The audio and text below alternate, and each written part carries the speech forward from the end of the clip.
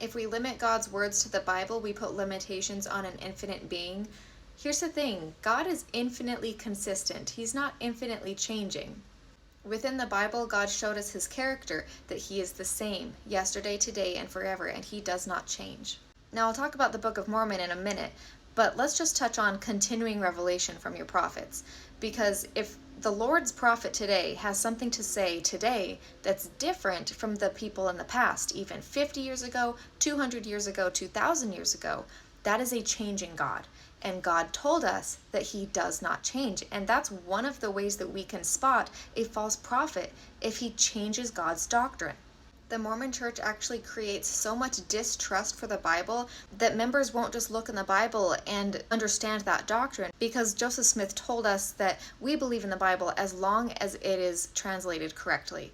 And then he went on to do his own translation of the Bible. Unfortunately, Joseph didn't know that 100 years later the Dead Sea Scrolls would be found, which prove that the Bible's translation is a lot more accurate than he would lead us to believe. Because a lot of the things that Joseph changed in his JST are almost word for word in the Dead Sea Scrolls. There are also several ancient manuscripts that confirm much of what is written in the New Testament.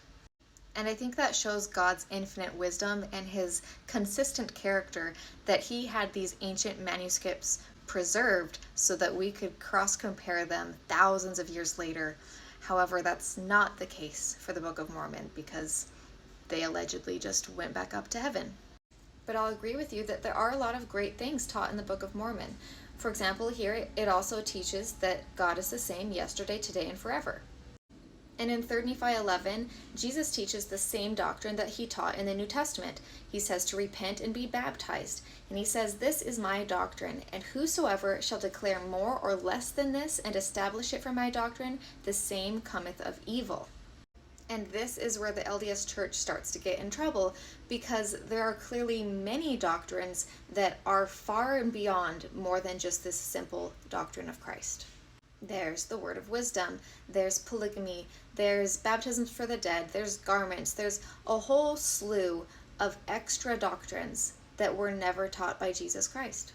And a lot of these extra doctrines are actually specifically condemned in the Book of Mormon. Like here in Moroni 8, it specifically says that those who die without the law are under the power of redemption, and they are not under condemnation because they had no law.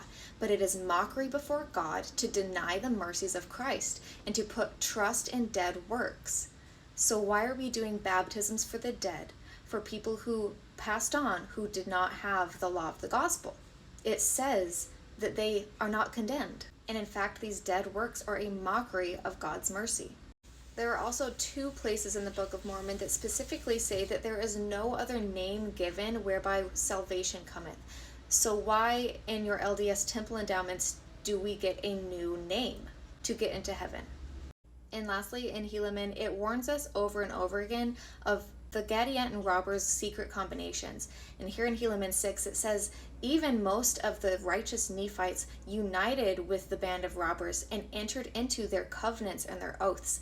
And it specifies that they had their secret signs and their secret words, and that's how they distinguished each other. So it specifically warns us against making these secret oaths and covenants, which we all do in the temple.